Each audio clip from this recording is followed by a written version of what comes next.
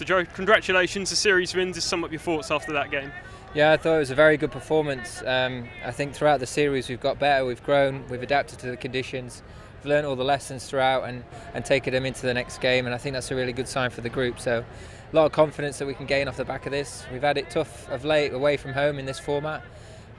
So I think it showed a lot of character for us to respond how we have done and put in a series win like that in these conditions. I think no one's won here in 5 years in ODI cricket, so it's a really good achievement against a good side at home.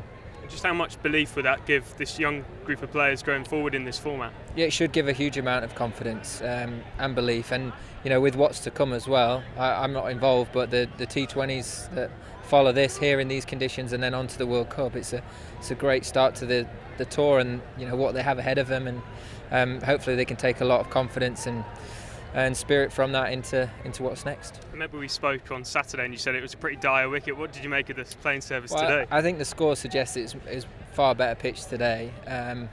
It's still quite tricky at times, but I think the way that we managed the game was really good. We obviously didn't get off to the quickest of starts, but we didn't panic. We held on nerve. We knew what was going to be successful, and I thought we used good options out there and got ourselves into a position where we could take the game on a bit towards the back end. And the way Brookie played, it'd be wrong not to mention Beth. I thought his innings was exceptional, and then for Brookie to come in and sort of go through the gears and play like that towards the end, it's so hard for teams and for bowlers to stand up against that when he's in that kind of form and hitting it as cleanly as that. Was it a plan for Jacob to sort of put the foot down and accelerate at some point? Because he sort of, as you said, kick-started that innings really. Yeah, and I just thought the way that he managed his whole innings, it's quite a tricky time to come in, and at no point did we get stuck. We felt like we were rotating quite well throughout that whole stage and sort of taking pressure off each other. So I thought the way that he managed it and the way that he paced it, was slightly unlucky actually to not clear the rope, and it could have gone on to even bigger and better things. But again, another vital innings in getting us to where we needed to get to, and allow Brookie then to go on and play the innings that he did. You mentioned Harry's innings twice, so I've got to ask you about it.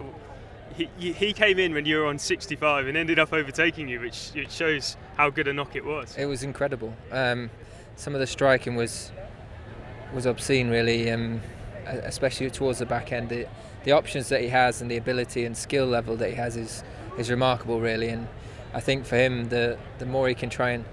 it's difficult in the middle order in ODI cricket to be consistent, but he's definitely good enough to do it. He's shown his class in the short format and in Test cricket. So I think the more and more opportunities he gets and time he gets out there in the middle in those sort of situations, the more you'll see innings like that.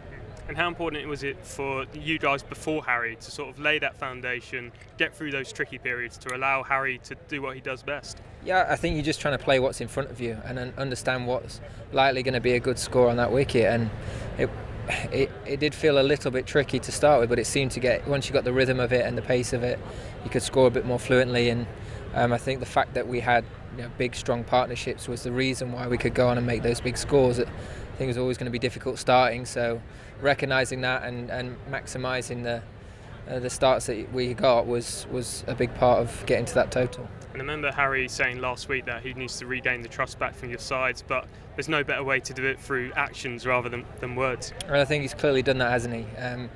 You've seen, I think he's led extremely well throughout the 3 games. I think you watched an innings in the last game where he played the situation and what was required of him, and clearly today has shown his versatility and the options that he has and the ability he has to move games forward very quickly. So I think it's been a great series for him, and it's gone a long way in earning that trust back, I think. It's a great series for him, but it's also a great series for you. It's the first time you've hit 50 in every game of an ODI series. What's the key to getting started on these services, and are you recognising sort of length and spin?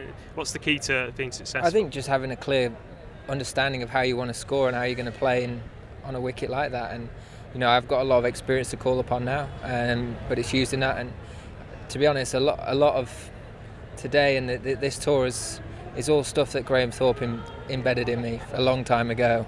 That was pretty much everything that he's told me and taught me came out today. So I would not have been able to do that without him. So yeah, I think more than anything, it's understanding length, being able to get right forward, right back, manipulate the ball, try and minimise your dot balls, and when you get your opportunities to get your boundaries, you take them. And just finally, it's a nice way to round off the winter for you, because I know, not through, as I said to you the other day, it's not for a lack of effort that you come and the results don't go your way, but to round off a difficult winter with a series win must be satisfying. Yeah, it is. It's always good, and like I say, for this team as well, you know, building towards a World Cup, and it might be a little way away at the minute, but every game is an opportunity to bank experience, to bank knowledge, and to move forward as a team. And I think we've made big strides here in these conditions, and learned and developed a lot of things out here.